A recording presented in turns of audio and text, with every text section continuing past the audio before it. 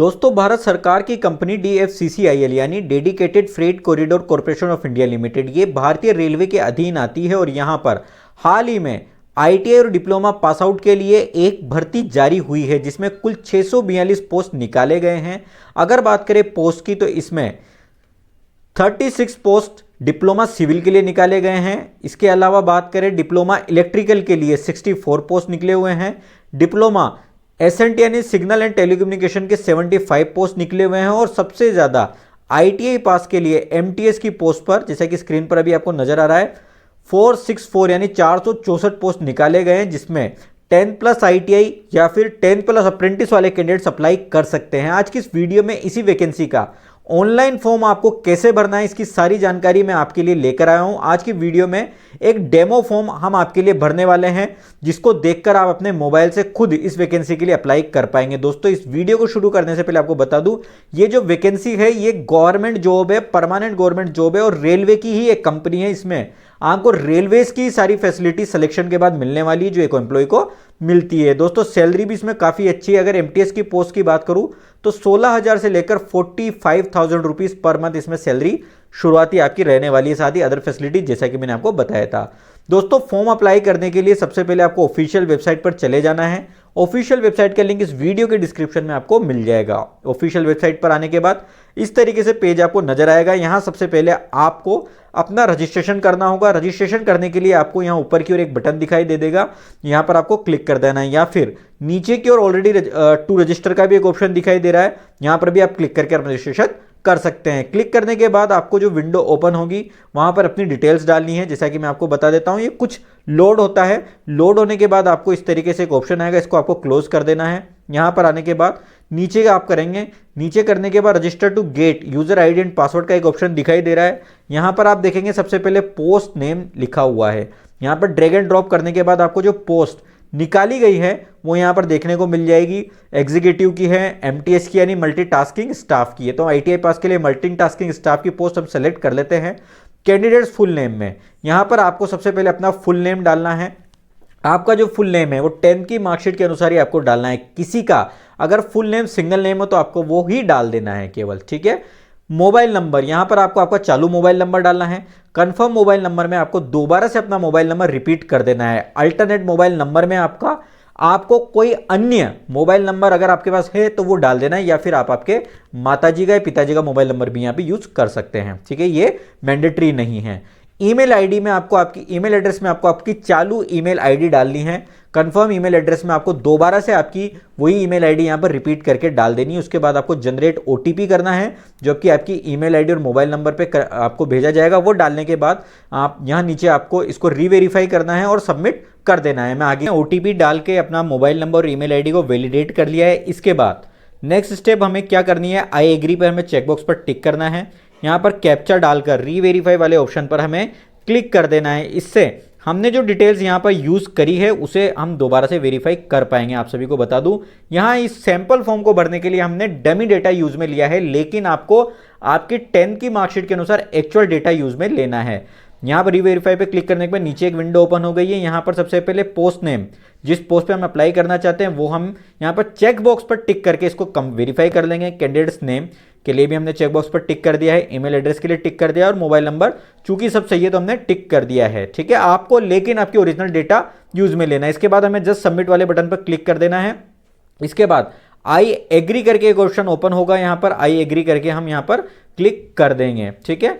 और यहाँ पर एक और बार ओके का ऑप्शन पूछ रहा है। यहाँ पर आपको चीजें अच्छे से समझ के पढ़ के यहाँ पर ओके कर देनी है और आपका जो फॉर्म है ये आगे बढ़ जाएगा। इसके बाद आप देखेंगे कि आपकी ईमेल आईडी और ईमेल आईडी पर इसकी क्रेडेंशियल यानी आपकी लॉगिन आईडी और पासवर्ड भी यहाँ पर चला गया है, तो उसको भी आप यहाँ पर चेकआउट कर सकते हैं। इसके बाद ऊपर की ओर आपको गो टू एप्लीकेशन का एक ऑप्शन दिखाई दे रहा है यहाँ पर, जिस पर आपको क्लिक कर देना है, जिससे कि ये भी हमने रजिस्ट्रेशन किया था। अब हम इस वैकेंसी का फॉर्म आगे बढ़ने के लिए हमें डिटेल्स यहाँ पर ओपन हो जाएगी, ऑप्शंस यहाँ पर ओपन हो जाएंगे। इसमें कुछ समय का वेट करना आपको पड़ सकता है, तो आप थोड़ा सा वेट यहाँ पर करें और पेशेंस इसके लिए आप रखें। इसके बाद नीचे की ओर आपको जाना पड़ेगा। नीचे की ओर जाने के बाद आपको यहाँ पर ऑप्शन दिखाई देंगे, जो सेक्शन है जिसको हमको फॉर्म भरने के लिए फिल करना है। सबसे पहले ऊपर है एलिजिबिलिटी क्राइटेरिया, दूसरा है कम्युनिकेशन डिटेल, तीसरा क्वालिफिकेशन एंड एक्सपीरियंस और चौथा है डॉक्यूमेंट एंड पेमेंट। तो यहां हमें एक एक करके सभी सेक्शंस को फिल करना है। सबसे पहले शुरुआत करते हैं एलिजिबिलिटी क्राइटेरिया से। यहां पर सबसे पहली चीज है पोस्ट अप्लाइड डिटेल, ठीक है। इसमें सबसे पहली चीज है एप्लीकेशन नंबर। ये एप्लीकेशन नंबर आपको सेव करके रख लेने हैं, यही आपको आगे काम आने वाले हैं। इसके बाद है post name, post code, gender. Gender drag and drop से हमें सेलेक्ट कर लेना है। Date of birth, date of birth पर क्लिक करने पर यहां पर कैलेंडर पर आपको क्लिक करना है और जो आपकी डेट ऑफ बर्थ है इस वैकेंसी में अप्लाई करने के लिए मिनिमम 18 आपकी एज होनी चाहिए और मैक्सिमम एज की अगर बात करें तो एमटीएस की पोस्ट पर 33 है, लेकिन अगर आप SC ST कैटेगरी में तो आपको छूट मिल जाएगी, SC ST और OBC को, जिसकी जानकारी आप हमारी आई बटन पर क्लिक करके वीडियो में देख सकते हैं। इसके बाद नेशनलिटी में आपको ए सिटीजन ऑफ इंडिया पर टिक कर देना है। कैटेगरी, आप जिस भी कैटेगरी से हैं यहाँ पर आपको आपकी कैटेगरी सेलेक्ट कर लेनी है। कैटेगरी में आप अप्लाई अगर करना चाहते हैं SC ST OBC में तो आपको सेंट्रल गवर्नमेंट के फॉर्मेट के अनुसार आपका कास्ट सर्टिफिकेट आपको बनवाना पड़ेगा। यहाँ पर कैंडिडेट्स फुल नेम ऑटोमेटिक यहाँ पर डला हुआ आएगा जो कि रजिस्ट्रेशन के दौरान हमने डाला था।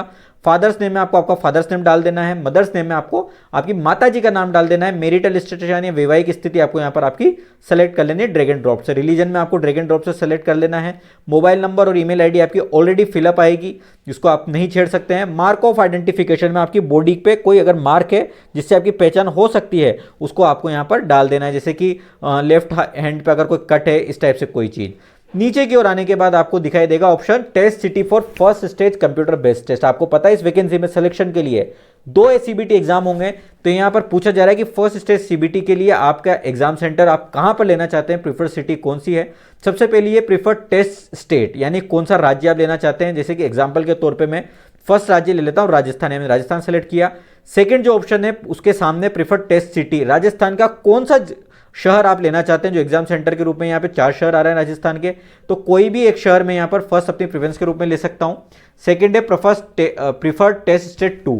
मान लीजिए मैं राजस्थान में ही अन्य शहर लेना चाहता हूँ तो मैंने राजस्थान को यहाँ सेलेक्ट किया, दूसरी सिटी के रूप में मैंने यहाँ पर दूसरा शहर ले लिया। इसी तरीके से आप अपने नज़दीकी या अपने राज्य का जो भी एग्जाम सेंटर हो वो यहाँ पर आप सेलेक्ट कर सकते हैं। जैसे उत्तर प्रदेश का अगर हमें कोई शहर लेना तो उत्तर प्रदेश हम यहाँ डालते हैं। यहाँ पर उत्तर प्रदेश में 6 शहर आ रहे हैं तो मैं लखनऊ को यहाँ पर सेलेक्ट कर लेता हूँ। इस तरीके से आपने 3 एग्जाम सेंटर आप स्टेज 1 के लिए सेलेक्ट कर सकते हैं, लेकिन जिसको आप ऊपर की ओर डालेंगे वो आपकी फर्स्ट प्रेफरेंस यहां पर माना जाएगा। सेकंड ऑप्शन है test city for second stage computer based test, यानी सेकंड जो CBT एग्जाम होगा उसके लिए आपकी एग्जाम सेंटर की सिलेक्शन प्रेफरेंस क्या रहेगी। सेकंड स्टेज का जो एग्जाम सेंटर रहेंगे वो केवल 4 रहेंगे, दिल्ली, NCR, मुंबई, कोलकाता और चेन्नई। तो यहां पर आपको उसी क्रम में सेलेक्ट करने हैं जो आपको पहले नंबर पर चाहिए, ठीक है। तो यहां पर मैं दिल्ली को पहले नंबर पर सिलेक्ट करते हुए नेक्स्ट ऑप्शन सेलेक्ट कर लेता हूं। अगला ऑप्शन है PWD डिटेल्स, यानी अगर आप फिजिकली हैंडीकैप्ड हैं तो आपको यस कर देना है।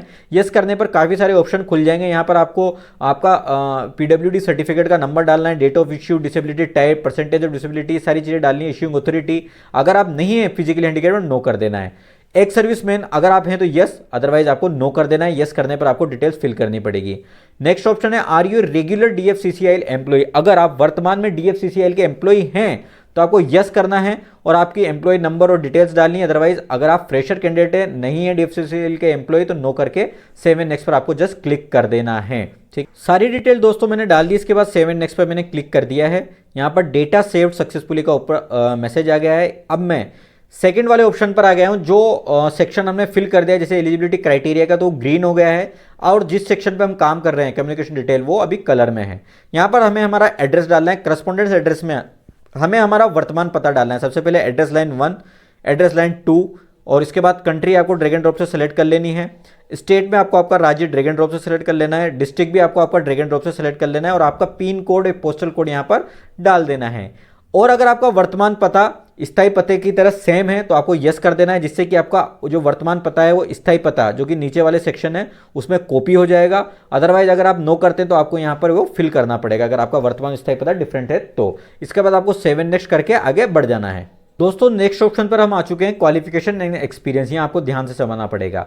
सबसे पहले आपको मेट्रिकुलेशन 10th डिटेल्स भरने के लिए ऑप्शन ओपन हुआ है। यहाँ पर आपको नेम ऑफ द बोर्ड, आपके जो बोर्ड का नाम है वो आपको यहाँ पर भर देना है, जिससे भी आपने 10th की हुई है।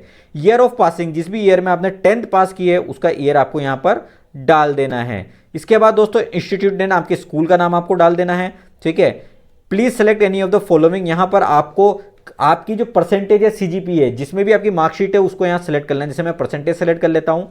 यहाँ पर नेक्स्ट ऑप्शन खुलता है मार्क्स ऑब्टेन। आपने 10th में टोटल नंबर जो प्राप्त किए हैं उसको यहाँ पर आपको डाल देना है।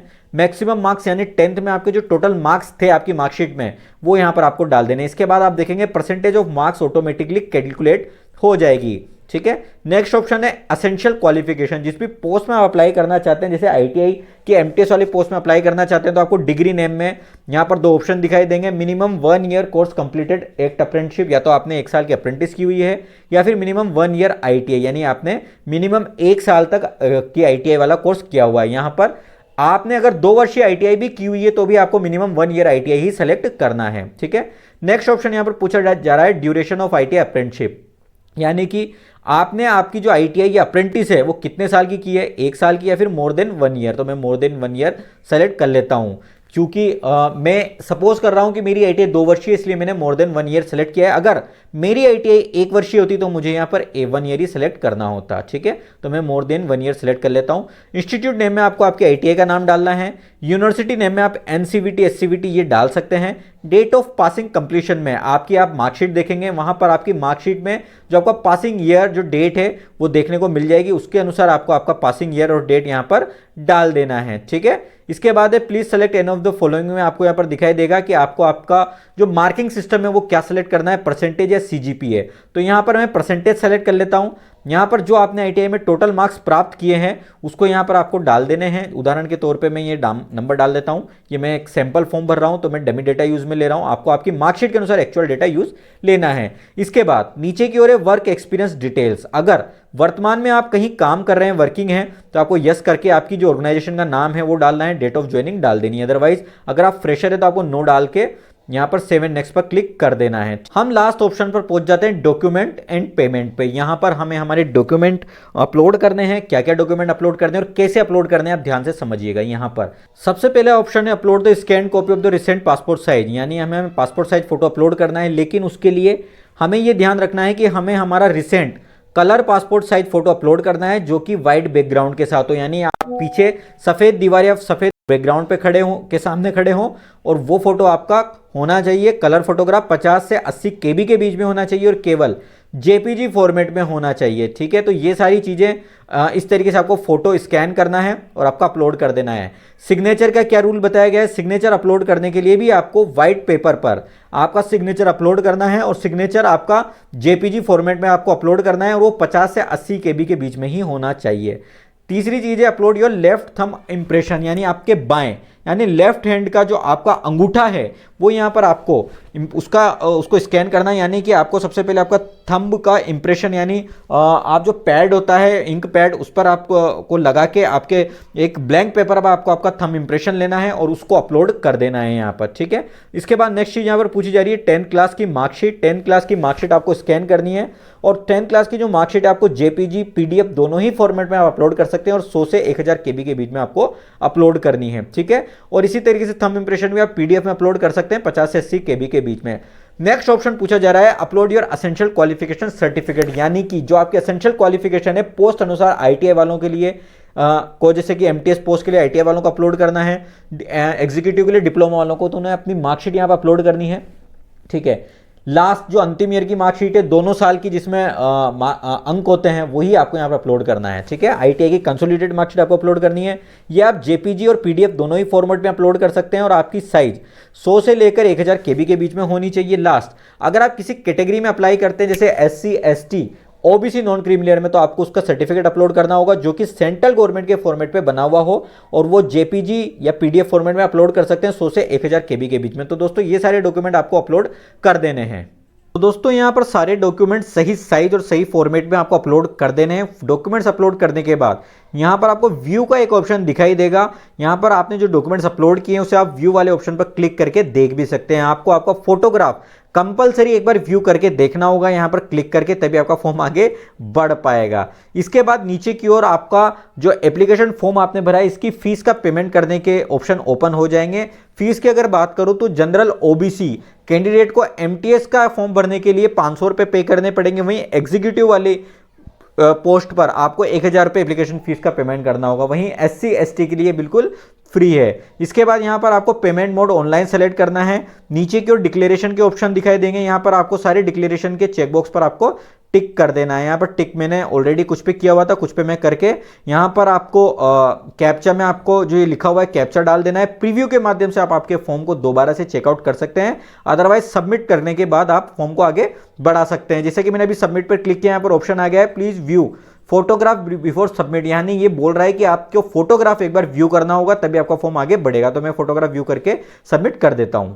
तो दोस्तों यहां पर फोटोग्राफ व्यू करने के बाद भी फॉर्म आगे नहीं बढ़ पाया है, क्योंकि आपको जो भी सारे डॉक्यूमेंट आपने अपलोड किए हैं वो सभी व्यू करने पड़ेंगे, तभी आपका फॉर्म आगे बढ़ पाएगा। उसके बाद मैं सबमिट वाले बटन पर क्लिक कर देता हूं। इसके बाद विंडो में आई एग्री वाले ऑप्शन पर मैंने क्लिक किया, तब जाके मेरा फॉर्म आगे लास्ट स्टेप यानी पेमेंट के लिए आगे बढ़ा है। तो आपको जो भी डॉक्यूमेंट आपने अपलोड किए हैं वो सभी व्यू करने पड़ेंगे, उसके बाद आपका फॉर्म पेमेंट के लिए आ पाएगा। यहां पर आपको जो मैंने एप्लीकेशन फीस बताई थी कैटेगरी वाइज, उसके अनुसार credit card, debit card, net banking और यूपीआई से एप्लीकेशन फीस का पेमेंट करने का ऑप्शन ओपन हो जाएगा। अगर आप यूपीआई से पेमेंट करना चाहते हैं तो यूपीआई पे आपको जस्ट जाना है, जनरेट क्यूआर करके आपको जस्ट इस क्यूआर को स्कैन करके अपनी एप्लीकेशन फीस का पेमेंट कर देना है। तो दोस्तों इस तरीके से आप इस वैकेंसी का ऑनलाइन जो अप्लाई है वो कर पाएंगे, अपनी फीस का पेमेंट कर पाएंगे। आपको आपकी एप्लीकेशन फीस भरने के बाद आपको फॉर्म की प्रिंट निकलवा देनी है। इस फॉर्म को प्रिंट करने के बाद अगर आप फॉर्म को बीच में लॉग आउट भी करते हैं इस एप्लीकेशन फॉर्म को, तो आप दोबारा से लॉगिन के माध्यम से अपना एप्लीकेशन फॉर्म दोबारा से खोल सकते हैं। इसके लिए आईडी और पासवर्ड आपके मोबाइल नंबर आपकी ईमेल आईडी पर जा चुका है, तो उस आप लॉगिन आईडी और पासवर्ड का उपयोग करके आपके फॉर्म को दोबारा से ओपन कर सकते हैं, और जिस भी स्टेप पे आपका फॉर्म छूटा हुआ है उस स्टेप से आपके फॉर्म को आप कंप्लीट कर सकते हैं, या फिर आपने जो फॉर्म भरा है उसकी प्रिंट आउट निकाल सकते हैं। दोस्तों इस फॉर्म को भरने की लास्ट तिथि है 16 दिसंबर 2025, तो उससे पहले आप अपने इस फॉर्म को अप्लाई जरूर कर दें। साथ ही मैं आपको बताना चाहूंगा कि अगर फॉर्म भरने के दौरान आपसे कोई गलती रह जाती है तो इसके लिए भी आपको 23 फरवरी से लेकर 27 फरवरी के बीच में मौका मिलेगा। इस दौरान आप इस लॉगिन आईडी के माध्यम से अपने फॉर्म में सुधार कर सकते हैं। तो दोस्तों उम्मीद है कि इस वीडियो में दी गई इंफॉर्मेशन आपको अच्छे से समझ में आ गई होगी। वीडियो अगर अच्छा लगा तो इसे लाइक जरूर करें। साथ ही ऐसे ही जॉब अपडेट और फॉर्म भरने की वीडियोस के लिए आप हमें यूट्यूब पर सब्सक्राइब करके बेल आइकन जरूर दबा दें। साथ ही हमें इंस्टाग्राम और टेलीग्राम पर भी जरूर ज्वाइन कर ले, और इस वैकेंसी का नोटिफिकेशन वीडियो आप हमारी यूट्यूब चैनल पर देख सकते हैं, और इसका नोटिफिकेशन आप हमारे टेलीग्राम से डाउनलोड कर सकते हैं। इसका लिंक इस वीडियो के डिस्क्रिप्शन में मिलते हैं। अगली वीडियो में टेक केयर।